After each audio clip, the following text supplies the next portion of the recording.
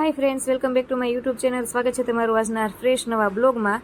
અને આજે એક રેસીપી છે એવી કે ઝટપટ બની જાય છે અને ખૂબ સરસ ને સાદી રેસીપી છે અને તમને ખાવામાં પણ બહુ ટેસ્ટી લાગે છે. તો તુષાર લેવા છે આ રેસીપી.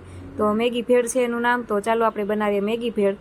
તો સૌપ્રથમ તમારે મેગીના આ રીતના કટકા કરી લેવાના છે, ભાંગી લેવાના છે અને ત્યાર પછી એને એક બટરમાં અથવા તો તેલમાં રોસ્ટ કરી લેવાની છે, જ્યાં સુધી એનું કાચું એ ટેસ્ટ નીકળી જાય અને થોડીક શેકાઈ જાય, બ્રાઉન કલરની થઈ જાય ત્યાં સુધી એને આપણે રોસ્ટ કરવાનું છે. આ રીતના બટર ન હોય તો તમે તેલમાં પણ કરી શકો છો. અને આ બહુ મસ્ત રેસીપી છે, અમે પહેલી વખત બનાવી હતી અને બહુ ભાવી એટલે મેં કીધું ચાલો તમારી સાથે શેર કરું. 2 થી 3 મિનિટ સુધી તમારે મેગીને આ રીતના રોસ્ટ કરી લેવાની છે, જ્યાં સુધી બ્રાઉન કલર થાય ત્યાં સુધી કરવાની. જો આ રીતના બ્રાઉન કલર જેવી થઈ જાય એટલે આપણે લઈ લેવાની છે, એમાંથી કાચો ટેસ્ટ વયો જાય એટલા માટે. અને કાંદા ટમેટા ઝીણા સમારી લેવાના છે અને ત્યારબાદ આપણે એમાં મિક્સ કરી દેવાના છે.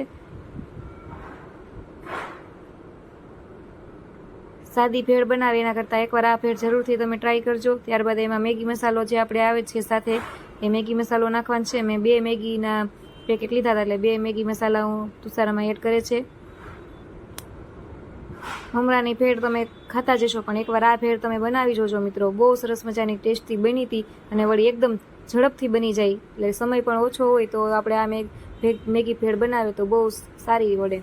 પછી એમાં નાખવાનો છે કેચઅપ, ટામેટાનો જે કેચઅપ હોય આપણે રેગ્યુલર કેચઅપ વાપરતા હોય એ મિક્સ કરી દેવાનું છે બધી વસ્તુને. અને આપણી મેગી ભેળ થઈ ગઈ છે તૈયાર.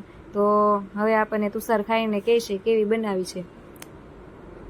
તુષારે ટેસ્ટ કરી છે ને કે છે બહુ સરસ બની છે. તો મિત્રો જરૂરથી ટ્રાય કરજો અને મારી ચેનલને સબસ્ક્રાઈબ કરવાનું ભૂલતા નહીં. મળીશું એક નવા બ્લોગમાં. ત્યાં સુધી આવજો. મારા વિડીયોને લાઇક કરજો, શેર કરજો.